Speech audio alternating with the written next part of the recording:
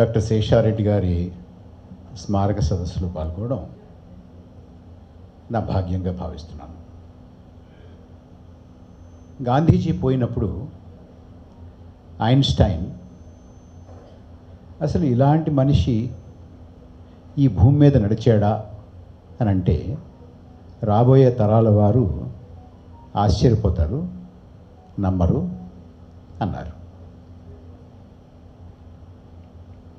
అంత పెద్దవారి గురించి ఆ వేళ అంత పెద్దవారు ఆ మాట అన్నారు. మనలాంటి వాళ్ళం గాంధీజీ గారి గురించి ఆ మాట అనలేకపోయినా శేషారెడ్డి గారి గురించి ఆ మాట అనడానికి మనం అర్హులమే. బాలసుబ్రహ్మణ్యం గారు చెప్పారు శేషారెడ్డి గారి ప్రత్యేకత గురించి. ఇప్పుడున్నటువంటి వారు శేషారెడ్డి గారిని చూడనటువంటి వారు, వారితో పరిచయం లేనటువంటి వారు ఇలా కూడా ఉన్నారా అని ఆశ్చర్యపోయేటటువంటి వ్యక్తిత్వం అయింది. శేషారెడ్డి గారు ఎంత గొప్ప కార్యక్రమాలు నిర్వహించారో, ఎంత ప్రజాస్వామ్యబద్ధంగా ఆయన వ్యవహరించారో, ఎంత వైవిధ్యం కలిగినటువంటి కార్యక్రమాలని వారు నిర్వహించారో, ఆ మానసికతని వారు పూర్తిగా ఎలా జీర్ణం చేసుకున్నారో, ఎంతమందికి స్ఫూర్తినిచ్చారో బాలసుబ్రహ్మణ్యం గారు చెప్పారు. వారు జీవించి ఉండగా వారి అవసరం ఎంతో సమాజానికి నాకు తెలియదు, కానీ ఇవాళ వారు లేనప్పుడు వారి అవసరం ఎంతో నాకు బాగా తెలుసు. అసలు అటువంటి మనుషులు ఉండాల్సినటువంటి సమయం ఇది. ఇవాళ వారు ఏ విలువలకైతే పాటుపడ్డారో ఆ విలువలన్నీ కూడా కనుమరుగైపోతున్నాయి. మనలాంటి వాళ్ళం ఆ విలువల్ని కాపాడుకోవడానికి సరిపోవడం లేదు. ఇప్పుడు కావాలి శేషారెడ్డి. అందుచేతనే పెద్దలు బాలసుబ్రహ్మణ్యం గారు నన్ను రమ్మంటే చాలా ఆసక్తితో వచ్చాను.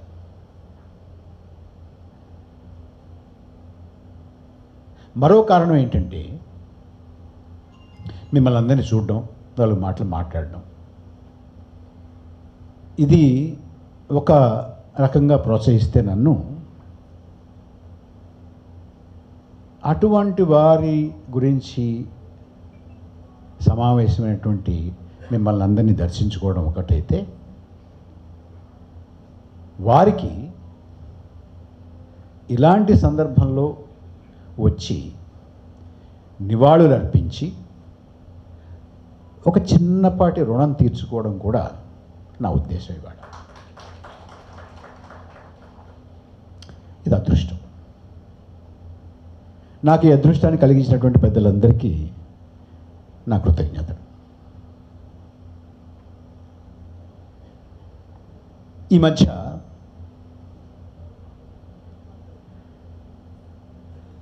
ఇద్దరు కన్నా ఎక్కువ మంది కనపడితే నాకు 2-3 విషయాల్ని చెప్పకుండా ఉండలేకపోతున్నాను. అసలు అంశంలోకి వెళ్ళే ముందు ఆ 2-3 విషయాలు మీ దగ్గరికి అక్కేస్తాను.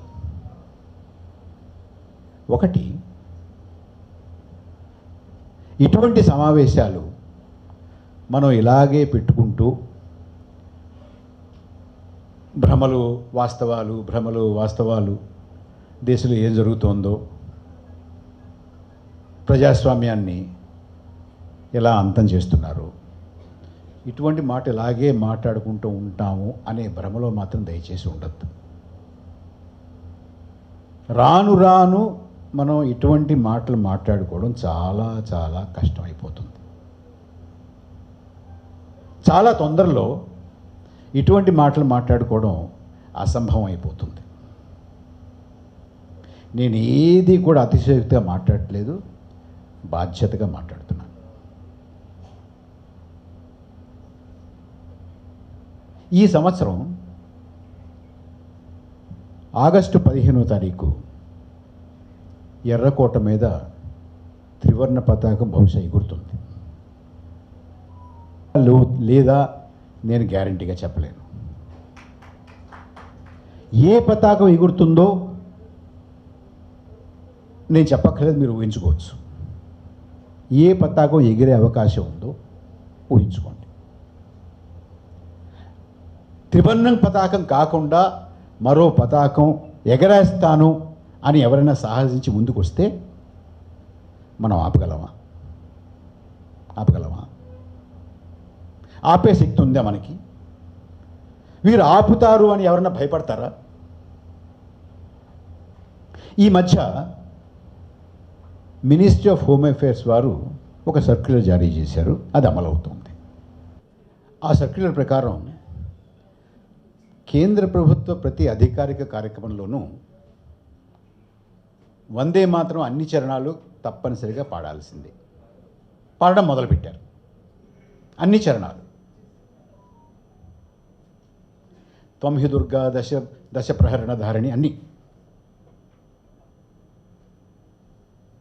కొన్నాళ్ళకి నెమ్మదిగా ఈ పాట వందే మాత్రం జనగణమన దానికి ముందు పాడాలని కంపల్సరీగా చెప్పారు.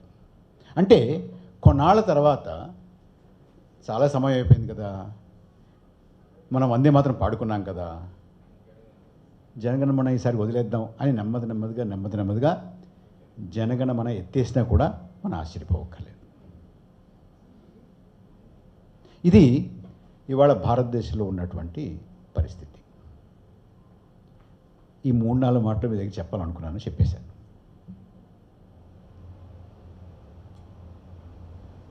ఇక విషయంలోకి వద్దాం. ఈ ఆగస్టు 15కి మనం స్వాతంత్రం సంపాదించుకుని 80 ఏళ్ళు అవుతాయి. 80 ఏళ్లలో ఏం జరిగింది? ఇప్పుడు ఎక్కడున్నాం మనం చిన్న దేశం కాదు. చిన్నదంటే వయసులో కూడా చిన్న దేశం కాదు. ఇవాళ 47లోనూ 48లోనూ 50లోనూ 60లోనూ దేశం పరిస్థితి బాగలేదని అంటే అలా మాట్లాడకు, దేశాన్ని నిరుత్సాహపరచకు, అన్నీ తప్పులే ఎత్తి చూపిస్తావా అని అంటే అర్థం ఉంది. కానీ 80 ఏళ్ల ప్రౌఢ దేశం ఇది. మనం నిజంగా ఏం జరిగింది, ఏం జరుగుతోంది అని చాలా ఆత్మవిశ్వాసంతో లెక్కలు చూసుకునేటువంటి సమయం ఆసన్నమైంది. 1927లో క్యాథలిన్ మేయో అని ఒక అమెరికన్ రైటర్, ఆవిడ మదర్ ఇండియా అని పుస్తకం రాశారు. What is wrong with India అని చాలా కూలంకషంగా ఆవిడ చర్చించారు ఆ పుస్తకంలో. వీళ్ళలో ఐక్యత లేదు, జాతులు, మతాలు, కులాలు అంటూ విడిపోతారు, ప్రాంతాలు అంటూ విడిపోతారు, భాషలు అంటూ విడిపోతారు అని రకరకాలైనటువంటి విమర్శలు ఆవిడ చర్చకు పెట్టారు. దానికి ఆవేళ జాతీయోద్యమంలో పనిచేస్తున్నటువంటి వాళ్ళు గాంధీజీతో సహా దాన్ని బాగా విమర్శించారు. ఎందుకంటే ఆవేళ ఉన్నటువంటి మానసిక స్థితి ఏమిటంటే, భారతీయులు అనైక్యంగా ఉన్నారు, వీరు సమర్థులు కాదు, వీరు కొట్టుకుంటూ ఉంటారు, వీరు ఎప్పుడు వారి గతం గురించే మాట్లాడుతూ ఉంటారు, మేము గొప్పవారు అంటూ ఉంటారు అని ఇలా అంటే, వీరు అవన్నీ చెప్పిన తర్వాత వీరు స్వాతంత్రానికి స్వపరిపాలనకి అర్హులు కారేమో అనేటటువంటి మాటని స్థాపిస్తారేమో, జనానికి అందరికీ పాశ్చాత్య దేశాలు ముఖ్యంగా వారందరికీ కూడా వీరు స్వాతంత్రానికి అర్హులు కాదు అంటారేమో అని ఒక రకమైనటువంటి కాంప్లెక్స్ తోటి దాని మీద రియాక్ట్ అయ్యారు అందరూ. గాంధీజీ దాన్ని it's a drain inspectors report అన్నారు. ఇవాళ మనలో ఉన్నటువంటి లోపాలు, మనం ఎక్కడ వెనకబడ్డాము, ఎందుకు వెనకబడ్డాము, ఎలా వెనకబడుతున్నాము అనేటువంటి విషయాలు చాలా ఆత్మవిశ్వాసంతో మాట్లాడుకోవచ్చు, ఏం తప్పులేదు. ఆ దృష్టితో చూద్దాం. ఒక రకంగా నేను చెప్పేది డ్రైన్ ఇన్స్పెక్టర్స్ రిపోర్ట్ అవ్వచ్చు, కానీ 80 సంవత్సరాల ప్రౌఢ స్వతంత్ర భారతం ఆత్మవిశ్వాసంతో ఆత్మవిమర్శ చేసుకునేటటువంటి పరిస్థితిలో మనం ఉన్నాము. ఎవరో చెప్పక్కర్లేదు మీది ఎలా ఉంది ఎలా ఉంది, మనమే చెప్పుకోవచ్చు. మనమే చెప్పుకుని మనం ఏం చేయాలి, ఇక్కడి నుంచి ముందు ఎలా ముందుకెళ్ళాలి అనేటటువంటి దాని మీద మనం చర్చించుకోవచ్చు. దాని గురించి ఇవాళ ఈ సమయాన్ని తీసుకుందామని అనుకున్నాను. ఈ మధ్య controller and auditor general CAG ఒక రిపోర్ట్ ఇచ్చారండి. ఈ మధ్య అలాంటి రిపోర్టులు రావడం చాలా అరుదైపోయింది అనుకోండి, ఇది వచ్చింది. ఇందులో ఏం చెప్పారంటే, మనకి స్కిల్ డెవలప్మెంట్ మిషన్ ఉంది, ఎప్పటి నుంచో ఉంది. ఇప్పుడు ఈ మధ్య దానికి వేరే పేరు కూడా ఏదో పెట్టారు, ప్రధానమంత్రి కౌశల్ యోజన అనేది పెట్టారు.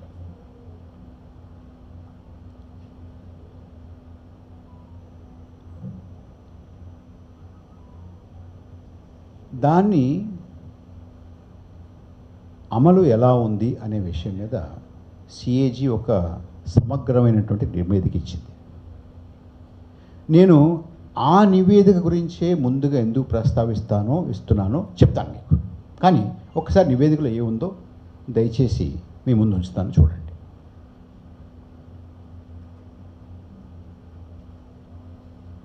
అందులో ఈ శిక్షణ పొందిన వారి సంఖ్యలో మొత్తం 61 లక్షల మంది గురించి పూర్తి వివరాలు లేవు. ఒకటి, కొన్ని వేల పేర్లు పదే పదే పదే పదే వాళ్ళ పేర్లే వస్తున్నాయి మొత్తం లిస్టులో. మేము ఇంతమందిని తర్ఫీదు ఇచ్చామని చెప్తారుగా, ఇంతమందికి మేము శిక్షణ ఇచ్చామని చెప్తారుగా. అందులో ఒకటి ఏమిటంటే 61 లక్షల మంది పేర్లు వాళ్ళ వివరాలు ఏమీ సమగ్రంగా లేవు. అది కాకుండా అనేక వేల మంది ఒకసారి కన్నా 10 సార్లు కన్నా 20 సార్లు అవే పేర్లు వచ్చాయి.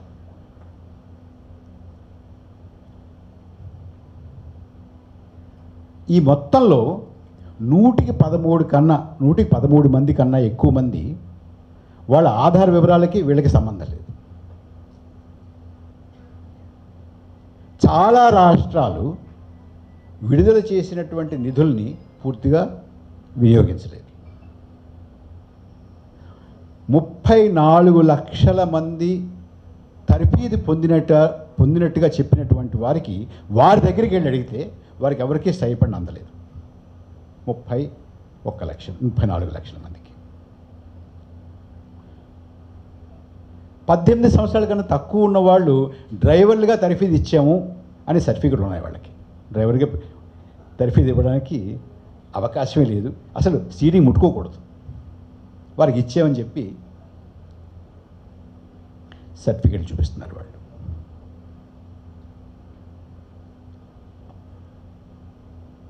అంటే ఈ మొత్తం స్కిల్ ఇండియా అనేది ఒక పెద్ద స్కామ్. ఎందుచేత నేను స్కిల్ ఇండియా తోటి ఎత్తుకున్నానంటే,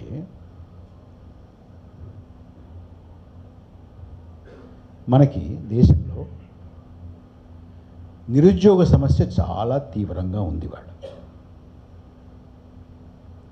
నిరుద్యోగ సమస్య తీవ్రంగా ఉంది అని అంటే దాని అర్థం ఏంటంటే, దేశంలో ఉన్నటువంటి మానవ వనరులు ఉత్పాదకత రంగంలో పనికొచ్చే విధంగా మనం ఉపయోగించుకోవడానికి కావలసినటువంటి శిక్షణ కౌశలం వాళ్ళలో లేదు. భారతదేశంలో ప్రపంచంలో ఏ దేశంలో లేనంత శ్రమశక్తి ఉంది. Biggest labour force in the world resides in India.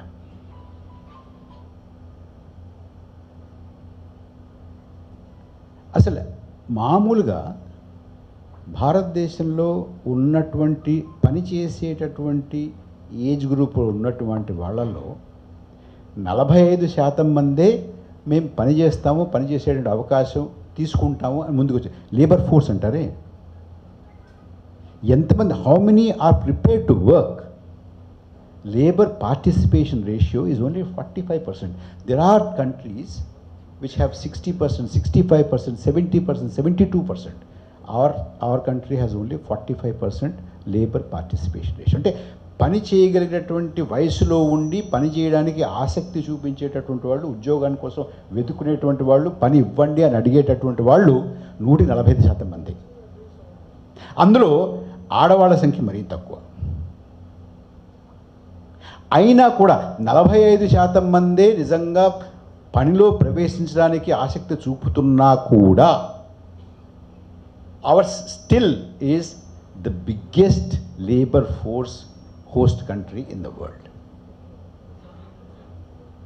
Therefore, ఆధునిక ఉత్పాదక రంగంలో పని చేయడానికి కావాల్సినటువంటి శిక్షణ ఎంత ముఖ్యమో మీరు ఆలోచించుకోండి. అలాంటి శిక్షణ ఇచ్చేటటువంటి కార్యక్రమం ఎంత బోగస్గా తయారైందో ఆలోచించుకోండి. That is the reason why I told you about this. ఇంత లేబర్ ఫోర్స్ ఉన్నా 45% మందే పనిచేస్తామని ముందుకు వచ్చినా కూడా, అయినా కూడా ప్రపంచంలో అతిపెద్ద లేబర్ ఫోర్స్ ఉన్నటువంటి దేశంగా ఉండి, కొరియా లాంటి దేశంలో, బ్రిటన్ లాంటి దేశంలో, చైనా లాంటి దేశంలో, అమెరికా లాంటి దేశంలో, జర్మనీ లాంటి దేశంలో శిక్షణ పొందినటువంటి లేబర్ ఫోర్స్, శిక్షణ పొందినటువంటి శ్రామిక శక్తి 60%, 65%, 70%, 85% కొరియాలో ఉండగా, భారతదేశంలో శిక్షణ పొందినటువంటి శ్రామిక శక్తి 4%. Only 4 out of every 100 people who are working are trained. There are countries where out of 185, 70, 72, 62, 60, 65 are trained. Then you can imagine, ఒక్కసారి ఆలోచించుకోవచ్చు మనం, వేర్ ఆర్ వి? భ్రమ ఏమిటి, వాస్తవం ఏమిటి? శిక్షణలో భ్రమ ఏమిటి, శిక్షణలో వాస్తవం ఏమిటి? శిక్షణలో ఏం ఖర్చు పెడుతున్నాం, నిజంగా ఎంత ఖర్చు పెడుతున్నాం, ఎక్కడికి వెళ్తుంది, ఎవరికి శిక్షణ ఇస్తున్నాం? Then you can imagine. ఇచ్చినటువంటి వాళ్ళలో కాగ్ చెప్పినటువంటిది 95% మంది శిక్షణ పొందేరు, స్టైపెండ్లు తీసుకున్నారు అన్న వాళ్ళలో 95% మంది వాళ్ళ అకౌంట్లు బోగస్ అకౌంట్లు, బ్యాంక్ అకౌంట్లు. 95 అకౌంట్లు బోగస్ అకౌంట్లు, డమ్మీ అకౌంట్లు. డమ్మీ అకౌంట్ నెంబర్ చెప్పంటారా? డమ్మీ అకౌంట్, మీ నెంబర్, మీ బ్యాంక్ అకౌంట్ నెంబర్ ఉంటుంది కదా, వీళ్ళ నెంబర్ ఏంటి చెప్పమంటారా? 0000 1 2 3 4 5 6 7 8 9 10 account number, bank account number. ఒక 12,000 బ్యాంక్ అకౌంట్లని రిపీటెడ్గా ఒక 5 లక్షల మందికి అవే నెంబర్లు ఉంటాయండి. This is the finding of CAG.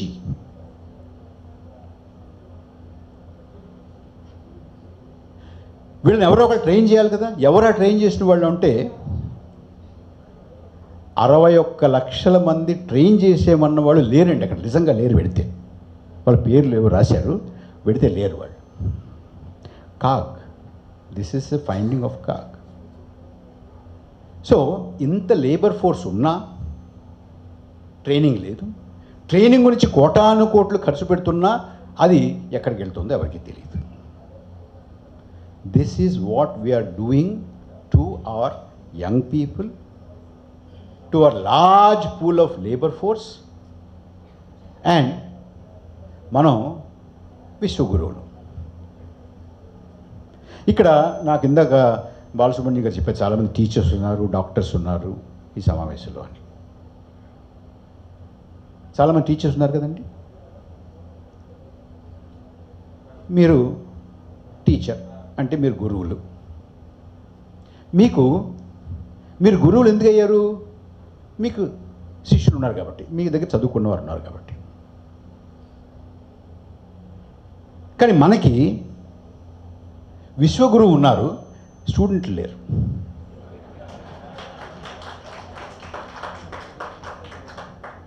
ఇదిగో మేము నేర్చుకుంటున్నాము పలానా వారి దగ్గర ఎలా బతకాలో, ఎలా ఉండాలో, ఎలా అభివృద్ధి చెందాలో, మా సమాజాన్ని ఎలాగా తీర్చిదిద్దుకోవాలో అని వారి దగ్గర నేర్చుకుంటున్నాము అని చెప్పినటువంటి వాళ్ళు ప్రపంచంలో ఎవరైనా కనపడ్డారండి మీకు? కానీ మన విశ్వగురువులు.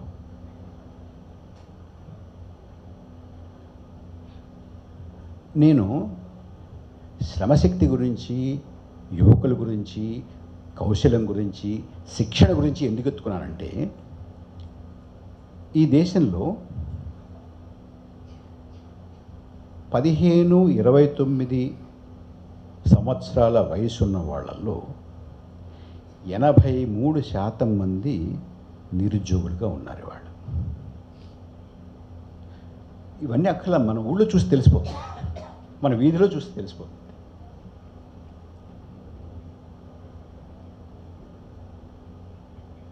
అంటే youth unemployment rate is one of the highest in the world. మనకి అప్పుడప్పుడు చెప్తూ ఉంటారు కొంతమంది, బంగ్లాదేశ్ నుంచి వచ్చేస్తారు కానీ ఎందుకు వస్తారండి బంగ్లాదేశ్లో మనకన్నా తక్కువ అండి అన్ఎంప్లాయ్మెంట్, తెలుసా మీకు? Do you know this? Bangladesh unemployment is less than India's unemployment. ఇప్పుడు అన్ఎంప్లాయ్మెంట్ ఉన్న చోట నుంచి అన్ఎంప్లాయ్మెంట్ లేని చోటికి, ఉద్యోగాలు దొరికే చోటకి పెడతారు. కానీ ఎంప్లాయ్మెంట్ ఉన్న చోట నుంచి అన్ఎంప్లాయ్మెంట్ ఉన్న చోటకి ఎవరు రాడండి. మరి ఎందుకు వస్తారో తెలియదు నాకు. వస్తున్నారని చెప్తున్నారు వీళ్ళు, నాకైతే కనపట్లేదు. వన్. సెకండ్లీ,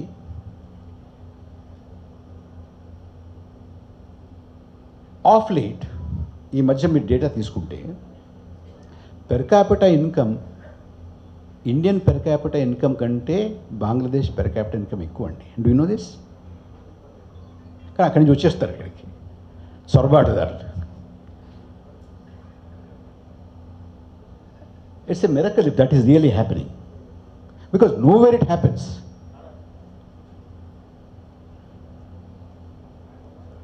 మనకి ఎడ్యుకేటెడ్, అందులో యూత్ అన్ఎంప్లాయ్మెంట్ ఎక్కువ అనుకున్నాం, యూత్లో కూడా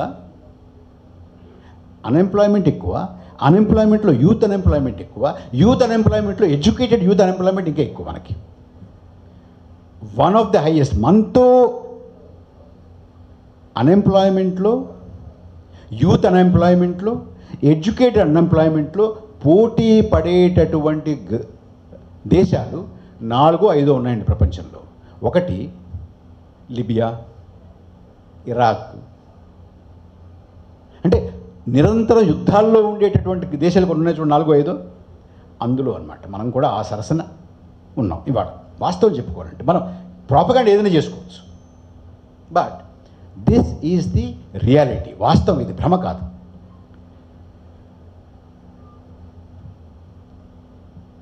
ఒకవేళ మీరు కొంతమంది ఎవరైనా దీని పరిమాణం ఎంత అని కల్పన చేసుకోవాలంటే మీకు ఒక 2-3 క్లూస్ ఇస్తాను నేను.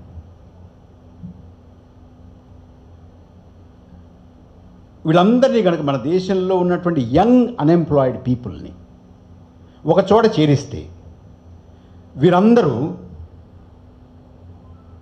ఒక దేశంగా ఏర్పడ్డారనుకుందాం, ఒక దేశంలో ఉన్నారనుకుందాం, ఒక జాగ్రఫీలో ఉన్నారు. వీరందరూ దగ్గర వీళ్ళ సంఖ్య 7,80,00,000 అండి.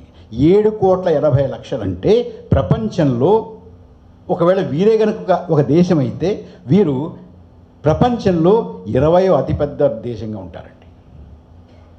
Only unemployed youth of India will be the 20th largest country in the world. This is our reality. వాస్తవం ఇది. మొత్తం అన్ఎంప్లాయిడ్ పీపుల్, ఇది యూత్ అన్ఎంప్లాయ్మెంట్. మొత్తం అన్ఎంప్లాయిడ్ అందరూ కలిపితే ఎంతమంది ఉంటారు? 9.5 కోట్ల మంది ఉంటారండి. 9.5 crore పీపుల్. వాళ్ళందరినీ ఒక దేశంగా పెట్టామనుకోండి, ప్రపంచంలో 16వ పెద్ద దేశంగా ఉంటుందండి. 16th largest country it would be. This is the reality. It's not illusion. If you don't want to live in dream, if you don't want to live in a make-believe world, if you want to live in a reality, this is our reality. మనం దీన్ని అధిగమించాలంటే సంవత్సరానికి కనీసం లేదంటే ఒక 80 లక్షల కొత్త ఉద్యోగాలని, కొత్త ఉపాధిని మనం కల్పించాలి. కల్పిస్తే ఇది బ్యాక్లాగ్ మాట్లాడట్లేదు. ఇప్పుడున్నటువంటి చేసుకుంటూ బ్యాక్లాగ్ అలాగే ఉంచి చేసుకుంటూ పెడితే కొంచెం ఏవైనా కాస్తంత ఉపశమనం ఉంటుంది. బ్యాక్లాగ్ కూడా కలిపి తీసేయాలి. ఈ దేశంలో మనం నిరుద్యోగ సమస్యను రూపుమాపాలి. యువజన శక్తి అంతా కూడా మనం ఉపయోగించుకోవాలి. ఈ దేశ అభివృద్ధికి దోహదపడేలాగా వారికి అవకాశం ఇవ్వాలి అని అంటే కనీసం లేదంటే 1.5 కోటి ఉద్యోగాలు మనం 1.5 కోటి ఉపాధి మనం కల్పించాలి. దేశంలో కల్పిస్తున్నామా లేదు?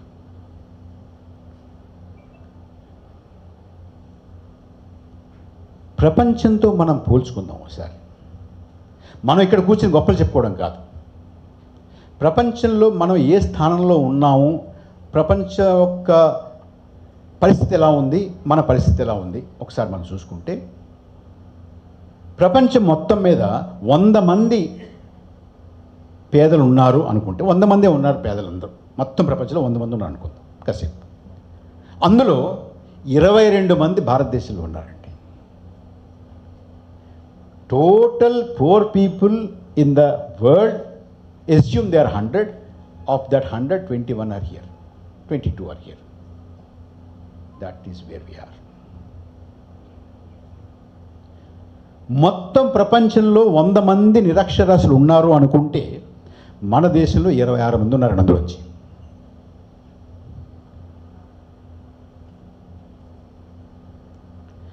మొత్తం ప్రపంచంలో ఉన్నటువంటి మహిళల్లో మన దేశంలో 18 మంది ఉన్నారండి. 100 మంది అక్కడ ఉంటే మొత్తం ప్రపంచంలో ఉంటే 18 మంది మహిళలు మన దేశంలో ఉన్నారు, 18%. మొత్తం ప్రపంచంలో రక్తహీనత ఉన్నటువంటి మహిళలు 100 మంది ఉంటే 35 మంది మన దేశంలో ఉన్నారండి. నేను దేశం ప్రపంచంలో మనం ఎక్కడ ఉన్నామని ఎందుకు చూపిస్తున్నానంటే, let us not live in illusion and delusion. Let us face reality. What do we do about it? Will talk about it. But where are we?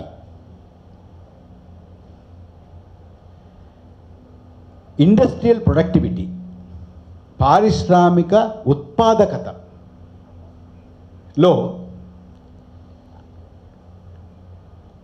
మన దేశం ర్యాంకు 133 అండి. Bottom almost. That is our industrial productivity. మొత్తం ప్రపంచంలో 100 వస్తువులు తయారవుతున్నాయి manufacturing అనుకుందాం. మనం ఎన్ని తయారు చేస్తున్నాం తెలుసా అండి? 3 అండి. రమణయ్య గారు, ఇట్స్ ఎ సీరియస్ థింగ్. మొత్తం ప్రపంచం 100 వస్తువులు తయారు చేస్తుంటే భారతదేశం 3 వస్తువులు తయారు చేస్తుందండి. చైనా 27 వస్తువులు తయారు చేస్తుందండి. యునైటెడ్ స్టేట్స్ 18 వస్తువులు తయారు చేస్తుందండి. జపాన్ 6 చేస్తుందండి. జర్మనీ 5 చేస్తుందండి. చిన్న దేశాలండి, స్మాల్ కంట్రీస్. మనం ధాన్యలక్ష్మి ధాన్యాగారాలు కదండి మనవి కదా. మొత్తం ప్రపంచంలో రైస్ ప్రొడక్షన్లో, రైస్ ప్రొడక్టివిటీలో మనది బాలసుబ్రహ్మణ్యం గారు 52వ స్థానం అండి. We are 52 in rice productivity, 52nd rank. Wheat ప్రొడక్టివిటీలో అవర్ ర్యాంక్ ఇస్ 38. సో మనం చెప్పుకుంటే కాదు, మనం ధాన్యలక్ష్మి ధాన్యాగారాలు బాగానే ఉంటుంది, కానీ where are we in the world? What is the reality? And what is the illusion that we are living in?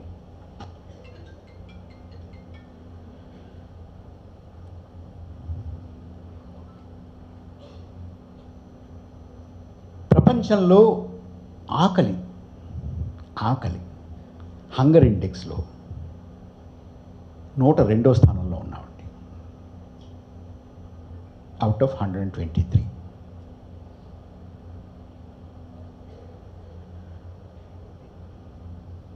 తీవ్రమైన ఆకలితో బాధపడుతున్న వారు ఈ ప్రపంచంలో 100 మంది ఉంటే 26 మంది మన దేశంలో ఉన్నారండి.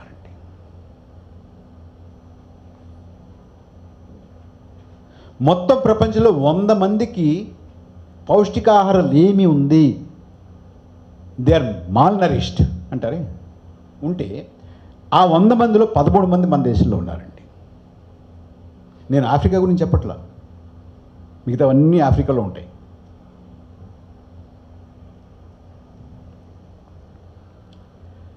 పిల్లలు 5 ఏళ్ల పిల్లల్ని మొత్తం ప్రపంచంలో 5 ఏళ్ల పిల్లల్లో పౌష్టికాహారం లేక మరో కారణంతో సరైనటువంటి గ్రోత్ ఉండదు చూడండి. స్టంటెడ్ గ్రోత్, వేస్టింగ్ అంటారే, డాక్టర్స్ తెలుస్తుంది బాగా. ప్రపంచంలో 100 మంది ఉంటే 35 మంది మన దేశంలో ఉన్నారండి. We account for 35% of stunted children in the world. ఏడుపు వస్తుంది కదండి.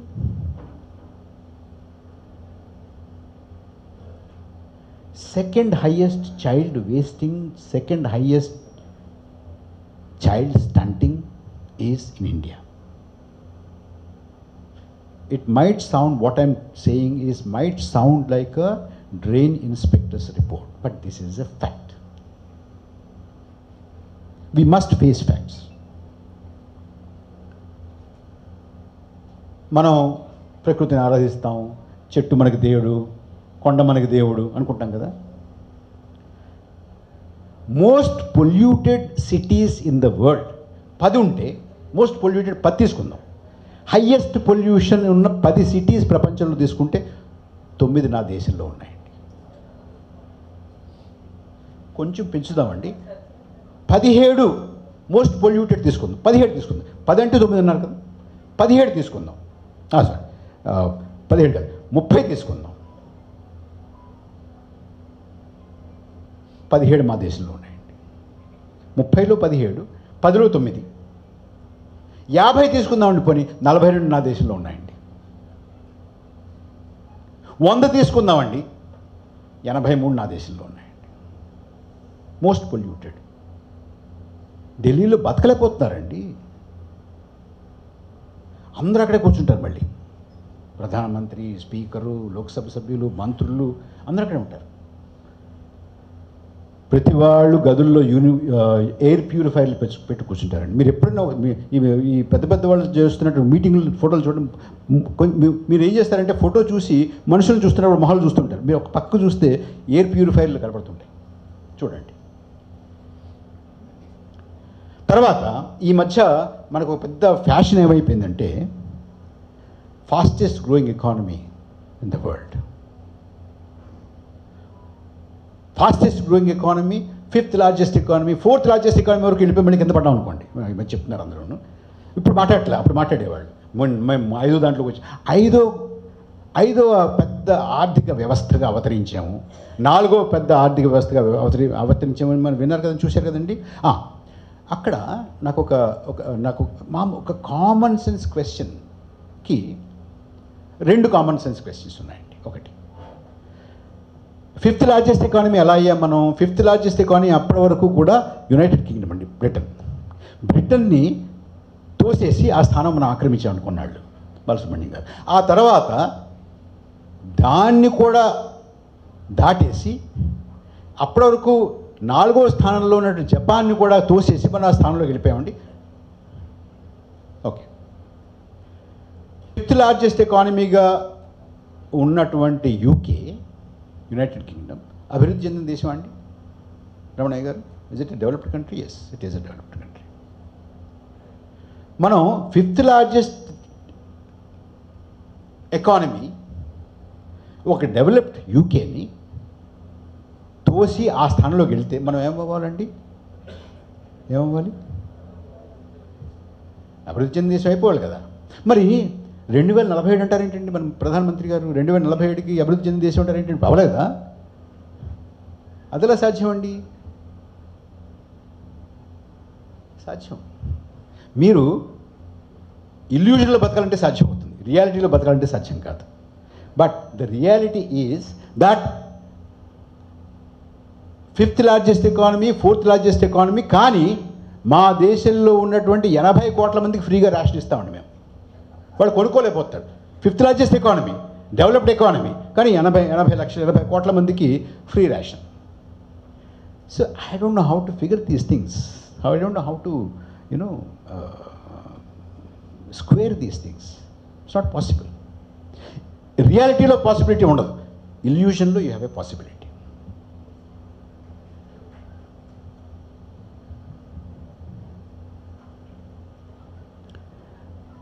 పర్ క్యాపిటల్ ఇన్కమ్ చెప్తున్నారు కదా.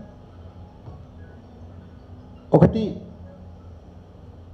గ్రాస్ ఇన్కంలో మనం యూకేని, జపాన్ని అధిగమించేసాం. ఒకసారి పర్ క్యాపిటల్ ఇన్కమ్ చూద్దామండి.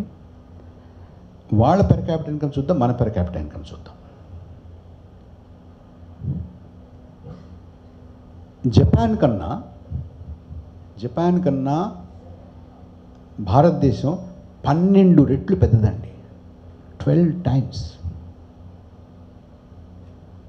జపాన్ ఇవాళ ఇండియాకు ఉన్నటువంటి పర్ క్యాపిటల్ ఇన్కమ్ కన్నా 13 రెట్లు ఎక్కువ అండి Japan per capital income. We have 12 times more in size, they have 12 times more in income. Germany మనకన్నా 18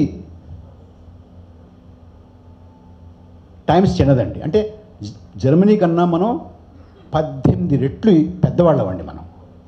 కానీ మన పర్ క్యాపిటల్ ఇన్కమ్ కన్నా జర్మనీ పర్ క్యాపిటల్ ఇన్కమ్ 18 రెట్లు ఎక్కువ అండి. United Kingdom is almost the size of Andhra Pradesh అండి. Almost the size, కొంచెం అటు ఇటుగా. యునైటెడ్ కింగ్డమ్ కన్నా మనం 20 రెట్లు పెద్దవాళ్ళం అండి. కానీ మన పర్ క్యాపిటల్ ఇన్కమ్ కన్నా United Kingdom per capital income 20 రెట్లు ఎక్కువ అండి. So why do you want to boast? But we feel good boasting.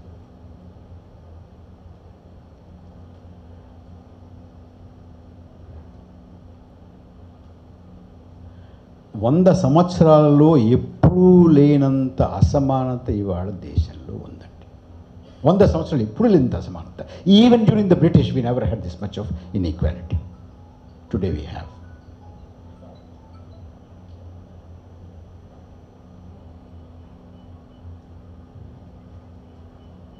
Can you imagine? ఈ దేశంలో ఉన్నటువంటి 1% పీపుల్ దగ్గర 40% దేశ సంపద ఉందండి. 1% ప్రజల చేతులలో 40% దేశ సంపద ఉందండి.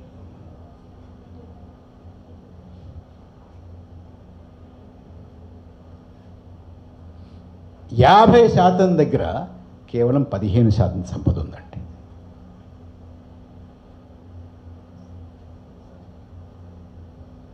ఇప్పుడు చాలా ఎకానమీ పెరిగిపోతుంది, గ్రోత్ పెరిగిపోతుంది అంటున్నారండి. ఆ గ్రోత్లో 62% growth, whatever growth, 62% growth is going to 1% of the population. This is the kind of economic model that is going on now.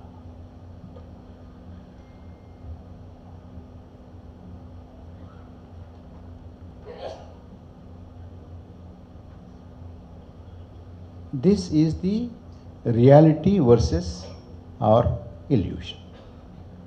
ఇక ఈ ఒక్కసారి మనం ఇన్ఈక్వాలిటీ చూసుకున్నాం కాబట్టి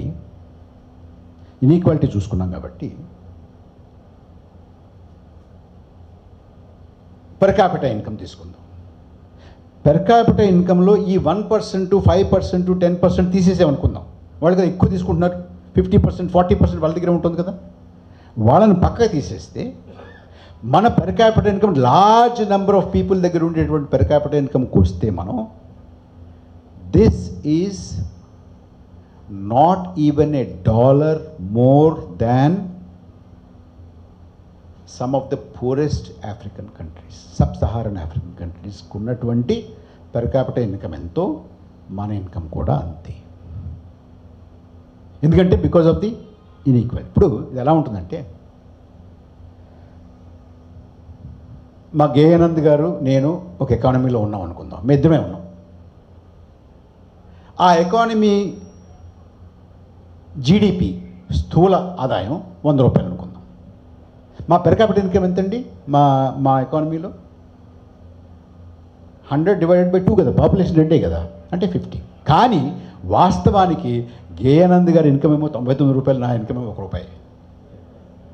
అంచేత డోంట్ గో బై బ్రాడ్గా బండ లెక్క కింద పెర్ క్యాపిటల్ ఇన్కమ్కి వెళ్ళకండి. పెర్ క్యాపిటల్ ఇన్కంలో గేయానంద్కి ఎంత, పరకాలకి ఎంత, గేయానంద్కి ఎంత, పరకాలకి ఎంత తీసుకుంటే మీకు మనం ఈ దేశంలో ఉన్న అత్యధిక సంఖ్యాకుల per capital income is no more than the poorest African countries. This is the per capital income. So this is the unemployment, this is the pollution, this is the productivity, this is the industrial productivity, agricultural productivity. This is the inequality, this is the reality.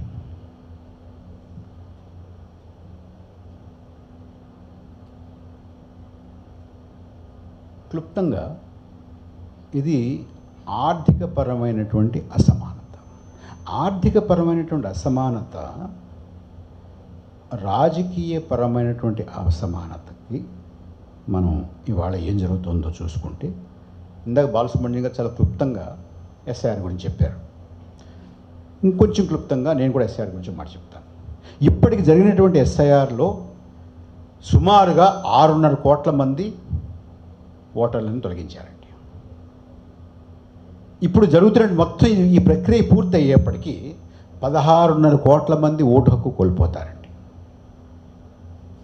16.5 కోట్ల మంది అంటే మనది పెద్ద దేశం కాబట్టి మనకు ఆ figure ఆనకపోవచ్చు, కానీ 16.5 కోట్లు అని అంటే ప్రపంచంలో దాదాపుగా 85% దేశాల్లో 16 కోట్ల కన్నా తక్కువ జనాభా ఉంటుందండి. అంటే కొన్ని దేశాలని ఈ దేశం నుంచి తీసి అవతల పారేయడం అనమాట. That is SIR. అంటే ఏం జరుగుతుందంటే కొంతమందిని, కొన్ని కోట్ల మందిని ఈ దేశ రాజకీయ ప్రక్రియ నుంచి, ఈ దేశ రాజకీయ సమాజాన్ని నుంచి తొలగించేయడం అనమాట. వాళ్ళకి ఈ దేశ రాజకీయాల్లో పాల్గొనేటటువంటి, పాత్ర తీసుకునేటటువంటి అర్హత, యోగ్యత, అవకాశం లేకుండా చేయడం అనమాట. This is SIR. ఇది ఏ రకంగా మార్కెట్ చేశారు, ఎలా మార్కెట్ చేస్తున్నారు? చాలామంది ఏమంటారు, ఎందుకయ్యా పరకాల ప్రభాకర్ ఈ అన్ఈక్వాలిటీ గురించి, ఎస్ఐఆర్ గురించి అంత గగ్గోలు పెడతావు నువ్వు? ఎస్ఐఆర్ అంటే ఏం లేదు, చనిపోయిన వాళ్ళని, డూప్లికేట్ ఓటర్లని, లేకపోతే ఇక్కడ లేనటువంటి వాళ్ళని, వలస వెళ్ళిపోయినటువంటి వాళ్ళని, బదిలీ వెళ్ళిపోయిన వాళ్ళే కదా తీస్తున్నారు అని అంటారు. కాదు. ఇది కొన్ని సామాజిక వర్గాలని, కొన్ని సమూహాలని, వారు మైనారిటీలు కావచ్చు, ముస్లిం మైనారిటీ కావచ్చు, క్రైస్తవ మైనారిటీ కావచ్చు, దళితులు కావచ్చు, ఆదివాసీలు కావచ్చు, కూలీ నాలి చేసుకునేటువంటి నోరు లేనటువంటి వాళ్ళు కావచ్చు, ఆదాయాలు లేనటువంటి వాళ్ళు కావచ్చు, వాళ్ళందరిలో కూడా ఎక్కువగా మహిళలు, వీళ్ళని ఈ రాజకీయ సమాజం నుంచి వేరు చేసేటటువంటి ప్రక్రియ ఎస్ఐఆర్. ఒక పక్క ఇది జరుగుతుంది. ఒక పక్క 1%, 2%, 5% దగ్గర దాదాపుగా 40, 50, 60% సంపద, ఆదాయం కేంద్రీకృతం అవుతున్నాయి. ఈ రెండూ జరుగుతున్నాయి. అంటే ఆర్థిక అసమానత, సాంఘిక అసమానత, ఆర్థిక అసమానత, సాంఘిక అసమానత, రాజకీయ అసమానత. This is the reality. ఈ వసుధైవ కుటుంబం అనేటువంటిది illusion, propaganda, it's only marketing technique. మనకి ఎవరన్నా రియల్ ఎస్టేట్ చేసేటువంటి వాళ్ళు క్షమించాలి, మోడల్ ఫ్లాట్ కడతారండి మనందరికి చూపించడానికి. మోడల్ ఫ్లాట్కి యాక్చువల్ మనకు అమ్మేటువంటి ఫ్లాట్కి సంబంధం ఉండదండి. చాలా చోట్ల నేను చూసినటువంటి దాంట్లో మోడల్ ఫ్లాట్ చాలా బాగుంటుంది. ఇప్పుడు ఏనుగు తినేటువంటి పళ్ళు ఇంతే ఉంటాయి, చూపించే పళ్ళు ఎంత ఉంటాయండి? చూపించే దంతాలు ఎంత ఉంటాయి, తినేటువంటివి ఇంతే ఉంటాయి. మనకు చూపించేటటువంటిది ఒక ఇల్యూషన్ అండి. ఇది కేవలం చనిపోయిన వాళ్ళని తీస్తున్నాం. చనిపోయిన వాళ్ళని తీస్తున్నాం అంటే సుప్రీంకోర్టులో మేము చనిపోలేదని ఒక 20 మంది చూపించారు కదండి. చనిపోయిన వాళ్ళు కాదు, బదిలీ అయినటువంటి వాళ్ళు కాదు, డూప్లికేట్లు కాదు. వీళ్ళని తీస్తున్నారు. ఎందుకు తీస్తున్నారంటే ఒక రాజకీయ అసమానత,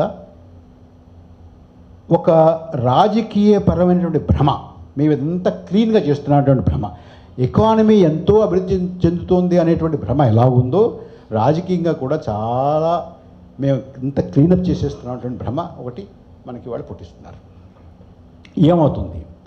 ఏమవుతుందనంటే ఒకసారి మనం ఇంతమంది ఉన్నాం కదా, మనం అందరం కలిసి ఒక బస్తీలో ఉంటున్నాం అనుకుందాం కాసేపు.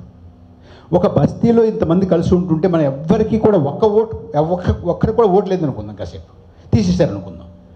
బాలసుబ్రహ్మణ్యం గారు, మీరు రాజకీయాల్లో ఉన్నారు, మీరు ఈ బస్తీకి వచ్చి ఓటు అడుగుతారా? అసలు వస్తారా? ఏ రాజకీయ నాయకుడు ఈ బస్తీకి వస్తాడా? రాడు. మంచినీళ్ళు ఇస్తాడా? రోడ్ వేస్తాడా? పైప్ ఇస్తాడా? కరెంట్ ఇస్తాడా? బడిస్తాడా? ఇస్తాడా? అంటే ఏమిటి? నువ్వు ఉంటే ఉండు, కానీ నీకు ఏ సదుపాయాలు ఉండవు. This is the other side of the reality. ఒకటి ఎకనామిక్ రియాలిటీ, రెండవది political reality. But in both these there are many illusions. ఒకటి భ్రమ, ఒకటి వాస్తవం. ఆశ్చర్యం ఏంటంటే ఆర్థిక అసమానత పర్వాలేదులే అనుకునేవాళ్ళు సామాజిక రాజకీయ అసమానతను కూడా పర్వాలేదులే అనుకుంటున్నారు. సామాజిక రాజకీయ అసమానత పర్వాలేదులే అనుకుంటున్నటువంటి వారు రాజకీయ అసమానత, ఆర్థిక అసమానత కూడా పర్వాలేదులే అనుకుంటున్నారు. దీన్ని సహించేవాళ్ళు దాన్ని సహిస్తున్నారు, దాన్ని సహించేవాళ్ళు దీన్ని సహిస్తున్నారు. ఎకనామిక్ ఇల్యూషన్ని ఒప్పుకునేటువంటి వాళ్ళు రాజకీయ భ్రమను కూడా ఒప్పుకోవడానికి సిద్ధపడుతున్నారు. రాజకీయ భ్రమని ఒప్పుకున్నటువంటి వాళ్ళు రాజకీయ వాస్తవాన్ని చూడడానికి సిద్ధంగా లేరు. ఇది ఇవాళ మన ముందున్నటువంటి వాస్తవం. మనం స్వాతంత్రం వచ్చిన కొత్తలో చాలామంది మనకి రాసేవారండి, అన్నార్తులు అనాథలుండని ఆ నవయుగం అదంత దూరం, కరువంటూ కాటకమంటూ కనిపించని కాలాలు ఎప్పుడో అని కలలు అన్నారు. ఇవాళ అన్నార్తులు అనాథలుండని అని ఎవడ అంటారా? అవసరం లేదు మనకి. కరువంటూ కాటకమంటే అవసరం లేదు మనకి. అలవాటు పడిపోతున్నామా? ఇప్పుడు శేషారెడ్డి అవసరం కదా, లేదా మనకి? ఉంది.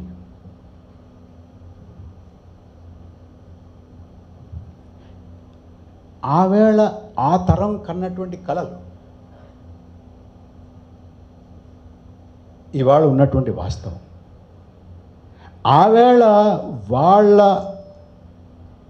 అవసరం ఎంత ఉందో లేదో నాకు తెలియదు, కానీ ఇవాళ ఖచ్చితంగా శేషారెడ్డి అవసరం ఉంది. శేషారెడ్డి లాంటి ఆలోచన చేసేటువంటి వాళ్ళే అవసరం ఉంది. ఆ స్ఫూర్తితో పనిచేసేటటువంటి వాళ్ళ ఇలాంటి వాళ్ళ అవసరం ఉంది. మనందరం కూడా ఆ రకమైనటువంటి అలవాటు, ఆ రకమైనటువంటి ఆలోచన చేసేటువంటి అలవాటు చేసుకోవాల్సినటువంటి అవసరం ఉంది. ఇది శేషారెడ్డి గారి లాంటి వారికి మనం ఇచ్చేటటువంటి నిజమైన నివాళి అవ్వాలి.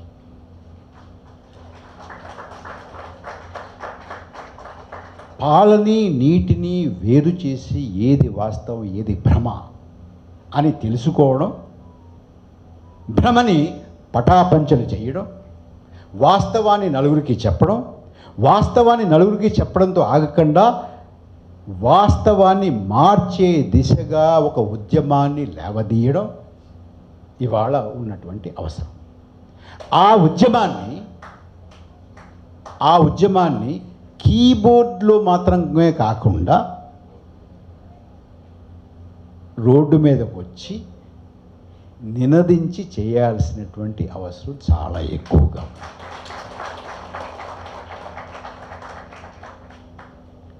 Thank you.